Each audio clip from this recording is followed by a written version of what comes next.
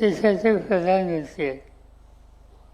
प्रधानमंत्रीपद संसदीय पद्धतीचे एक संस्थात्मक पद आहे आणि त्या पदाची प्रतिष्ठा ठेवणं हे भारतीयाचं काम आहे.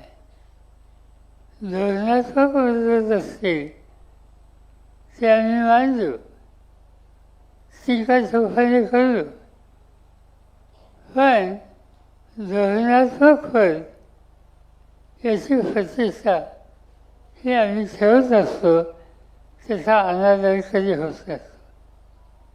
पण मला गंमत वाटते, आज 2 गोष्टी माझ्या पाहण्यात आल्या. एका व्यवस्थेने आजच्या स्थितीत आजच्या नेतृत्वाची तुलना जवाहरलाल नेहरूंच्या केली. ठीक आहे, कुणी पंतप्रधान झालं, त्यांना 2 इतकी वर्ष मिळाली, त्याचं महत्त्व आहे. पण ही स्पर्धा नेहरूंच्या होऊ शकते का? ती स्पर्धा नेहरूंच्या करत असताना सांगण्याचा प्रयत्न आहे की नेहरू जितके दिवस प्रधानमंत्री होते तितके दिवस असे प्रधानमंत्री आहेत. आनंद आहे, त्यांना आणखीन काय मिळावा ही त्यांच्या चाहत्यांची इच्छा असेल तर आम्ही काही त्याच्यामध्ये वेगळ्या विचाराचे नाही आहेत. पण नेहरूंचं कर्तृत्व, नेहरूंचं योगदान याची तुलना होऊ शकते का? नेहरू इतके वर्ष प्रधानमंत्री होते खरं आहे, पण प्रधानमंत्री व्हायच्या आधी नेहरूंनी या देशाला इंग्रजांच्या अखत्यारीतून मुक्त करण्याचं काम करणाऱ्यांची जी मालिका आहे त्याच्यामध्ये अत्यंत मोलाची कामगिरी त्यांनी केली. हा एक इतिहासाचा भाग आहे, हा आपण विसरू शकत नाही. नेहरू एका मोठ्या घराचे सुविधेग्रस्त होते. स्वातंत्र्य नाही पाहिल्यानंतर संघर्षात उतरले. स्वातंत्र्याच्या आधी अनेक वर्ष तुरुंगात राहिले. जे संघटित केला गांधींच्या नेतृत्वाखाली आणि शेवटी तुम्हाला मला स्वतंत्र भारताचे नागरिक ही उपाधी मिळवून देण्याच्या संबंधीची मोलाची कामगिरी ज्या भारतीयांनी केली त्याच्यामध्ये नेहरूंना आपण विसरू शकत नाही.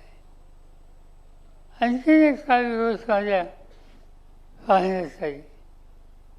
एक व्यस्त महाराष्ट्राच्या मंत्रिमंडळाचे ते शीख समाजाच्या कार्यक्रमाच्यासाठी गेले.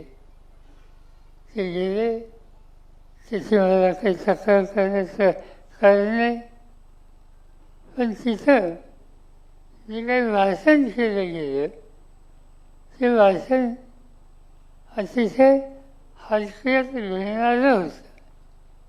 त्या भाषणामध्ये त्यांनी फार मोठी टीका टिप्पणी ही त्या ठिकाणी केली. त्यांनी काय सांगितलं? त्यांनी इंदिरा गांधींच्या टीका केली. इंदिरा गांधी या देशाला स्वातंत्र्याच्या नंतर संघटित करायला, शक्तिशाली ठेवायला, जगामध्ये देशाची प्रतिष्ठा वाढवायला अतिशय मोलाची कामगिरी करणाऱ्या व्यक्तींच्या मालिके म्हणजे एक महान व्यक्ती होती. त्यांनी देशाची प्रतिष्ठा ही नेहमी सांभाळली. बाकी काही गोष्टी असो, पण त्यांनी देशाच्या प्रतिष्ठेच्या संदर्भात कधी तडजोड केली नाही. मागं एकदा एक उदाहरण मी इतर सभेत सांगितलं होतं. इंदिरा गांधी प्रधानमंत्री होत्या. मॉस्कोला गेल्या. रशिया हा आपला मित्र देश. तिथे गेल्याच्या नंतर मॉस्कोच्या विमानतळावर त्या उतरल्या आणि त्यांच्या स्वागताला काही अधिकारी होते. साधारणतः एक पद्धत अशी आहे की एखाद्या देशाचा प्रधानमंत्री दुसऱ्या देशात जातो तर त्याचं स्वागत त्या दर्जाच्या व्यक्तीच्याकडून केलं जातं. पण इंदिराजींच्या बाबतीत ते घडलं नाही. इंदिराजींच्या लक्षात आलं तिथं भारतीय दूतावासाचे अभ्यासक गुजराल होते. त्यांनी गुजरालला सांगितलं की आपला कार्यक्रम काय. गुजरालने सांगितलं रशियन गव्हर्नमेंटचं जे ठिकाण आहे जिथं तुमचं निवासस्थान आहे आपल्याला तिथं जायचं आहे. इंदिराजींनी सांगितलं तिथं आपण जाऊ, पण त्याच्या आधी तुमच्या घरी मला यायचं आहे. मॉस्कोला आपला दूतावास आहे, फार मोठा आहे, मी गेलो होतो.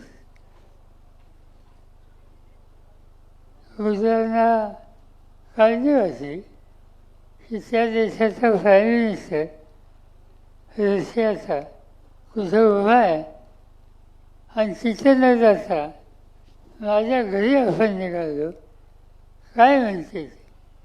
इंदिराजींनी सांगितलं तुम्हाला मला तुमच्या घरीच यायचं आहे. नाही जात दादा. भारतीय दूतावास जिथं होता तिथं गुजराल साहेब इंदिराजींना घेऊन गेले. इंदिराजींनी गेल्यानंतर वाद घेतला, चहापान झालं आणि सांगितलं दूतावासच्या प्रमुखांना तिथं 200 भारतीय कुटुंब राहत होते. तो दिवस सुट्टीचा होता. इंदिराजींनी सांगितलं 200 कुटुंब आपल्या घराची आपल्या कुटुंबाची इथं राहतात. त्यांच्यातले लहान मुलं आहेत ती सगळी गोळा करा आणि ती सगळी लहान मुलं तिथं बोलवली आणि इंदिरा गांधी त्या मुलांच्यावर खेळायला लागल्या.